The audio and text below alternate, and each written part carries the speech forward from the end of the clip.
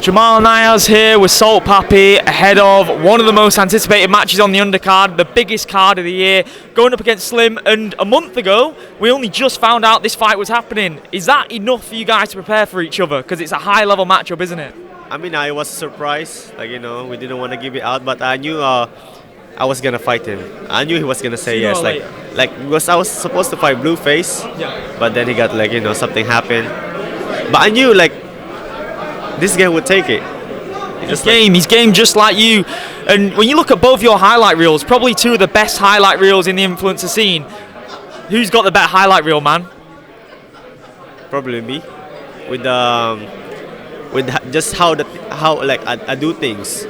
Like I fight in style, I knock out everybody in style, and yeah. I mean, your speed that you showed early on in your career was deceptive. No one expected that, but now, like Slim says, he feels like the underdog heading into this one. What do you make of that, and what do you make of what he had to say at the press conference? Man, I don't really care what he has to say. I'm going there to do my work, and I'll do whatever it takes to beat him. Because you were both cool, and you're still cool. You're still boys. You're going to be boys afterwards. I was speaking to him yesterday. He said the same thing. It was for the fans in Newcastle when you went head to head.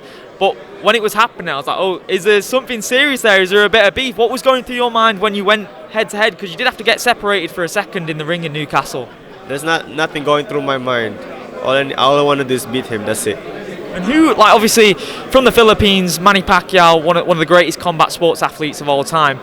I'm guessing he was absolutely pivotal in you falling in love with the sport of boxing. But who else, man? Who else in terms of your style that you look at and think that's helped to emulate and forge my fighting style in the boxing ring? I like watching Donito Donaire, yeah, Casimero, Floyd Mayweather, Rigondao, Lomachenko, Usyk. So I watch a lot of fighters. Anthony Taylor, King Kenny as well. Anthony's a very vocal, loud guy, and that must have hurt coming off that loss. How's it been coming off that loss? And you've put the work in the gym. You're absolutely in incredible shape. Are you kind of hoping Anthony gets the job done over Kenny, and then you can get the rematch with him? I mean, losing to Anthony Taylor was the best thing to happen to me. I felt like I was relying too much on my punching power, my left hand, and I wasn't setting up my shots. I was just I thought I was unstoppable. I was eating junk, knocking out guys.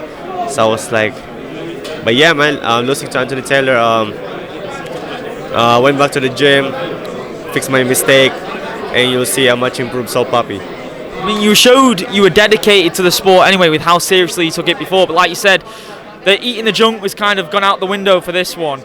Is this the scariest Salt Papi we've ever seen head into a fight? Because I can't imagine it getting any scarier than your debut, because that was unbelievable, wasn't it? We just have to see, man. Have to wait and see. The main event and co-main event, a lot of bad blood. You're one of the friendliest guys in influencer boxing. They're going through a lot mentally. That's going to be draining for all four guys heading into those fights. Serious grudge matches. What do you make of the main event and co-main event? It's going to be a hell of a fight. Very explosive.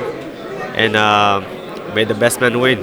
I'm putting you on the spot. KSI, Tommy Fury. Who takes it, man? I want KSI to win. KSI by knockout. I want KSI to win, but Tommy Fury might get it by decision. And then, KSI said that retirement could be in his plans after this one. Are you hoping that he sticks around and you get an opportunity at that? Because that's a money fight. That's a money fight in this scene. Depends to them. All I'm here is fight whoever. I get paid to do this. And yeah. Tommy as well. Would you be down for that as well? I'll be down to fight Tommy too. 185. I'll gain all the weight back. I saw a graphic earlier this year of a heavily rumoured tag match with you and Manny Pacquiao.